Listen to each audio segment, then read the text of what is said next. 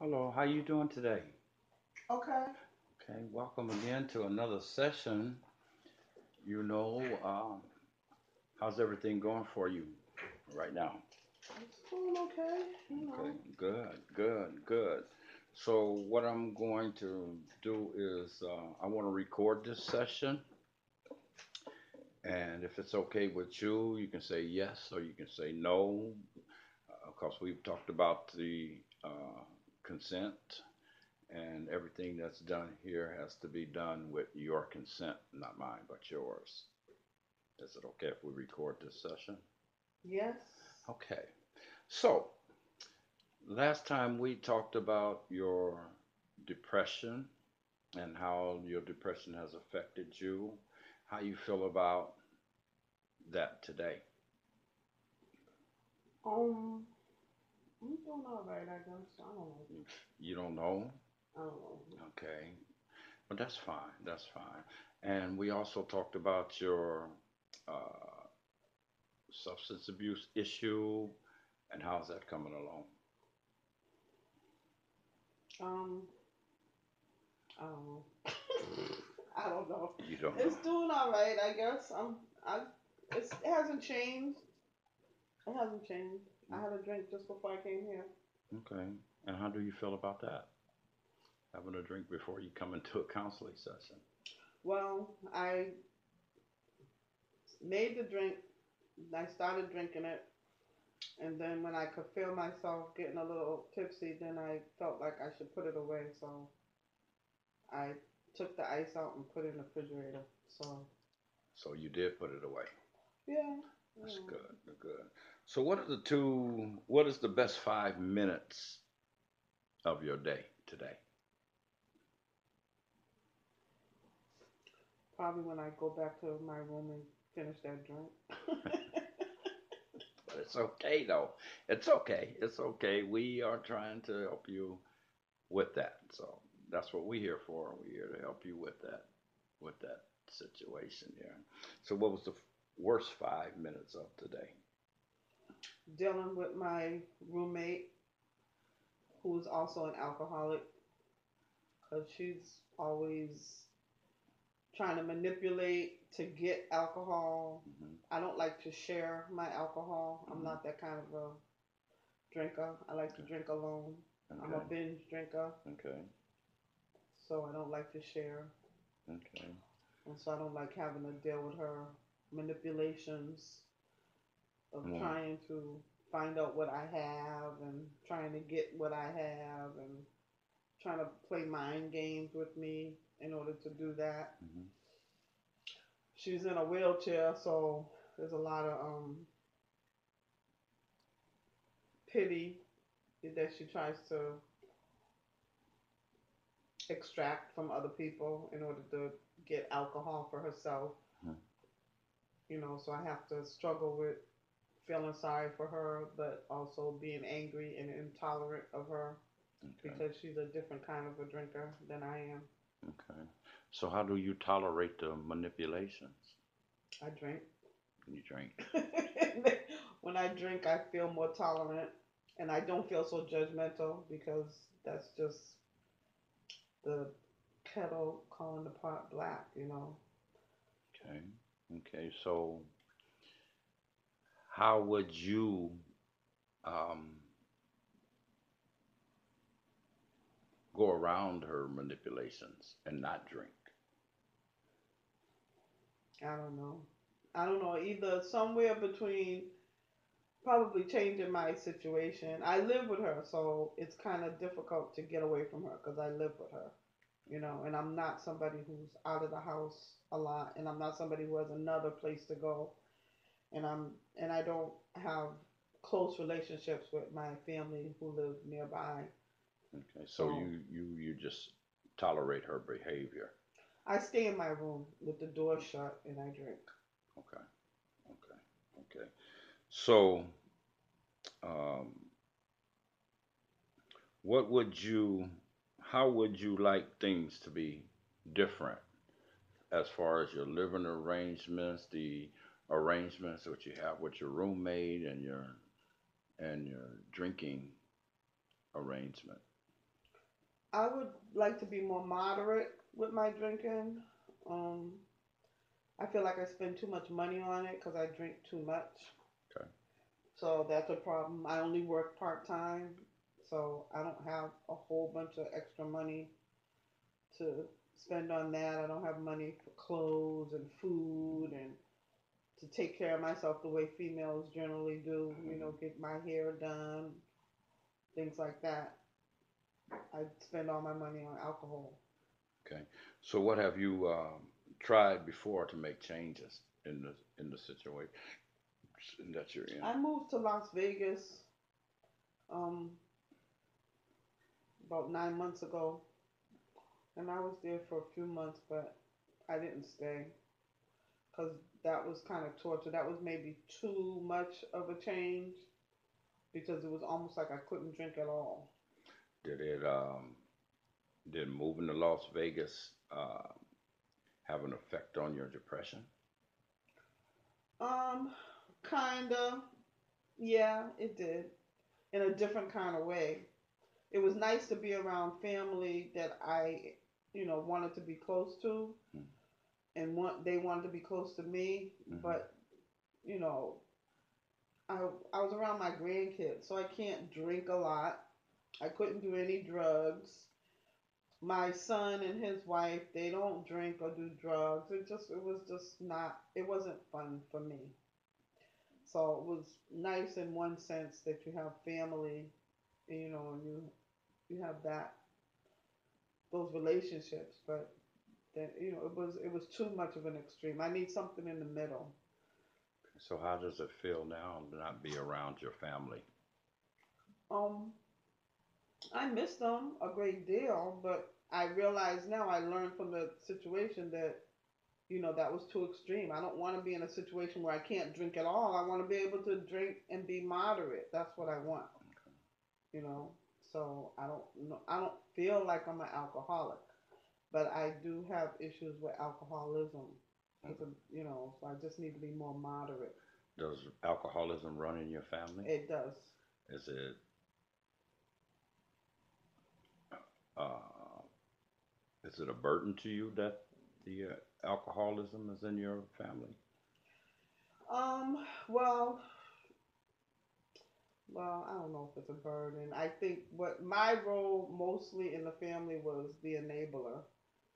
Okay, So that's how I operated. okay, okay, okay. Um, I appreciate you for being willing to share that with us.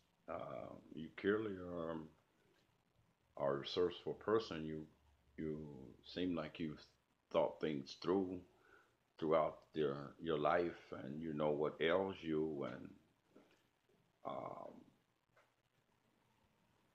I think that what we need to do is set some goals, and so we can try to change the situation.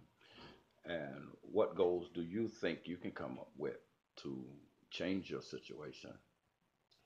Well, like I said, I think I need to just be more moderate, Mm-hmm. and like I said, I think the alcohol gets to be too pricey for my personal pocketbook. Mm-hmm. So if I were to maybe write down a reasonable budget, Mm-hmm. then that will serve two purposes of, you know, um, being a budget for my finances, but also keeping Mm-hmm. the drinking within a moderate range. Okay. Okay. I think you're very courageous to be able to be open to talk about this situation. That gives you a little more confidence in wanting to do something different with your life, and I think that's a very good thing for you. And um, I think I really understand where you at. You know you have this issue, and you want to take care of this issue. And I think that once you decide to rid yourself of this issue, I really think that you're strong enough that you can, and I think that you will. And if you just keep on applying what you've learned in these sessions, that you'll come out well. I Mhm. think you would do well.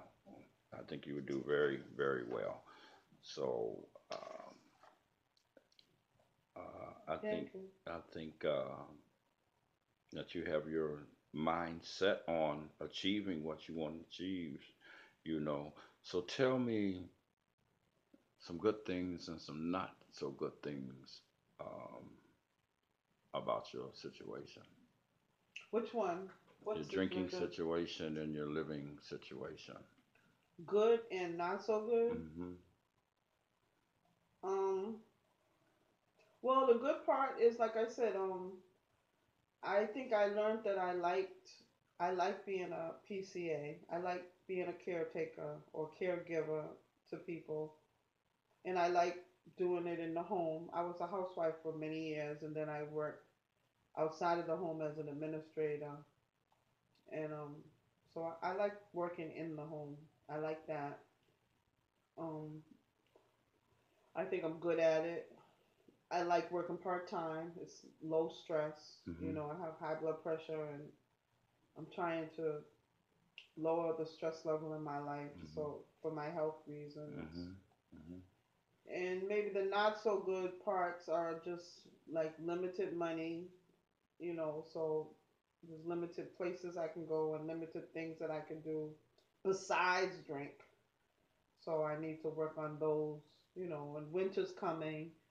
So with winter comes the depression, no sun, it's dark, it's cold, you know, it's hard to get around in Boston. So I have to, consider that. That's not so great because that's when the depression gets worse. But I think that I've just been being aware, being able to talk about it, Hmm. and being aware of it Hmm. is helping me to, be more in control of it, to recognize it when it comes and to recognize that that's what it is. When I started doing things like trying to meditate, I'm not good at it yet, but, I try to meditate, even if it's just 5 minutes, Okay, just be in the that's moment very and good. breathe, Hmm. you know, Hmm.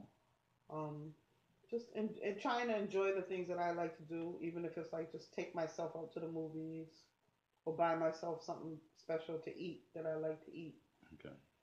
things like that. Okay. How do you think your life would be different if you weren't drinking? I'd have more money, and like I said, I'd probably lose weight, which is what I want to do, Hmm. and I just I just think I'm using it in the wrong way. I'm not drinking socially, I'm drinking by myself in my room, and I'm overdoing it, and it's outside of my price range. In addition to that, Okay. it's just not healthy. I won't exercise after a night of drinking. I just want to sleep, and I'm already in a profession where it's low. You know, I work in my pajamas and I work at home. I You're need to comfortable then. too comfortable, Okay. too comfortable. Okay. I wish I had your job. I'm working in pajamas, No, so it's nice, but it's not moderate. I need something to go in addition to that. Like I need a hobby or a group, something to do. so what hobby would you take up if Sewing. I've been thinking about sewing. I mhm. would used to have a sewing machine. I Mhm. gave it away because I moved. Mhm. So I'm thinking about buying another sewing machine, Okay. and taking up sewing Okay. again. That's a good thing. That's a good thing. Um uh what do you feel you need to change to put your goals in order? Um, I need to write it down first, Mhm. you know, Very good start. write it down and then prioritize and then just knock it off one thing off the list at a time, Okay. like make a budget, buy a sewing machine, exercise every Mhm. day, those kind of things. If you was to write your goals down, what would those goals be? Lose weight, exercise, um, save money, you know, maybe get another part-time job, I don't know, or a different job maybe. Hmm. Same profession, just different job with somebody who doesn't have the same problem as me, or somebody that doesn't need alcohol. So it's just a easy environment for me to also drink alcohol, Okay. you know. Making changes is hard work, and it's very hard work. And I think that if you write your goals down, and I think that if you uh, really apply yourself to making those goals come to reality, that you have to put in an extra amount of work, and you got to stick with those goals. And I think if you not try to do all of those goals at once, but one at a time and accomplish one goal at a time, Hmm. I think that it would your goals would work for you, Right. and you'll be a better person, and you'll feel much better about yourself, and you'll have more confidence within yourself that you can complete those goals. So I think you're doing very well as far as having your priorities set, Hmm. but now you have to open the door to those priorities and walk in that door and take those goals by the neck and go for it. Hmm. Spread your wings and just go for it. Hmm. Because I think you would have a better outcome, and I don't think that you would be drinking so much if you had the hobby and applied yourself to the hobby. I think that you would have a better outcome and you wouldn't drink as much. I think that the living situation with you being in taking care of a client that has a drinking issue, I think that you've come to the conclusion that that's part of your problem, and you're trying to stay away from it. But I don't think that as long as you in that your job criteria that you would be able to get around it. But I think that if you uh, think, apply, and go forward and stay with your hobbies and your goals, it wouldn't be so bad. Um, I notice it's your source of income, so you have to work in that job, and I feel where you at on that. Okay, so I really do feel that. Okay, um, um, it seems like you still having an issue with trying to make those changes and applying those changes to your goals. I think that you need to work a little harder at that, and I think you will be okay. So with that, you'll be all right. So, well, it's getting to that close to that time uh, for your session to be up, and would you be inclined to attend another session maybe next week sometime? Sure. Are you free? So let's say Wednesday at 10 o'clock. Hmm. Are you available at 10 o'clock? Hmm. So I want you to go when you leave Oh no, here. I can't do it at 10, 11, or Okay, after. 11, Hmm. after 11. So I'll make an appointment for you at 1:15. Okay. And on your way out, to see the secretary, and she will make the appointment for you. Just keep in mind that uh, you're triggered by the stress that you have to deal with throughout the day and the course of the week, working with your client.